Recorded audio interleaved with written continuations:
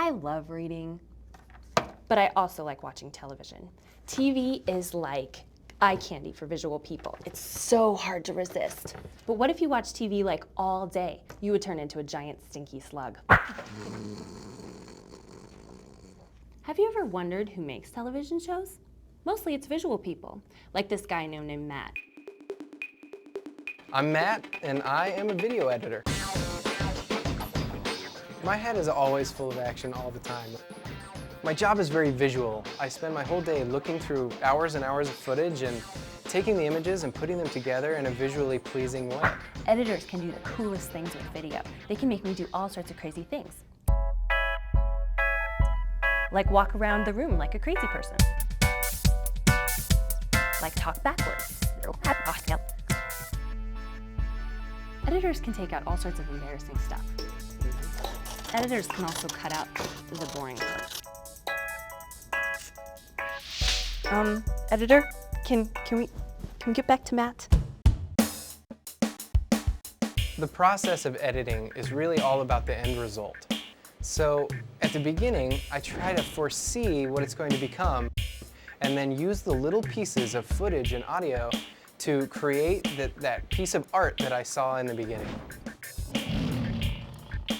Sound familiar? The big picture, right? He sees in his head what he wants it to look like when he's finished. But when he was a kid, he had no idea what the big picture would be like for him. When I was a kid, I didn't realize that my brain worked differently from the other kids. It was so frustrating, all the obstacles in my way.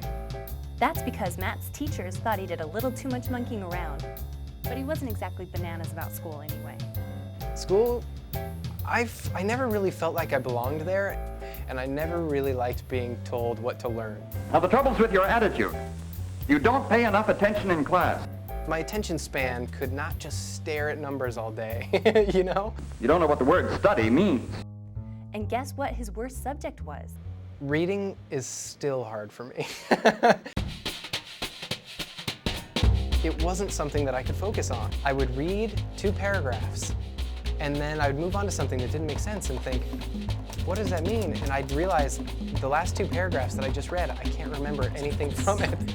But I guarantee you, I could have told you what was in the picture at the top of that page. Aha! Great visual memory. The hardest thing about school was waking up in the morning. I could not wake up in the morning to save my life. And that was a symptom of the fact that I couldn't fall asleep at night. And that was because I could never get my brain to shut off.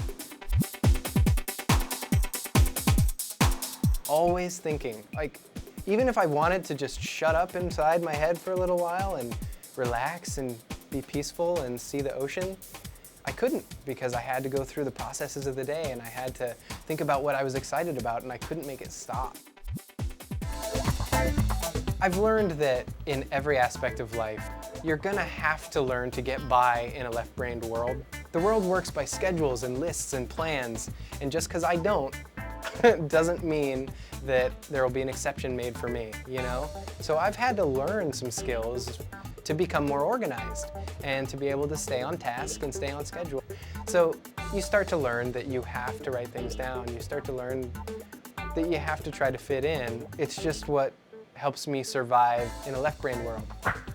Sometimes when you struggle in school, it's hard to imagine that you'll ever succeed in the real world.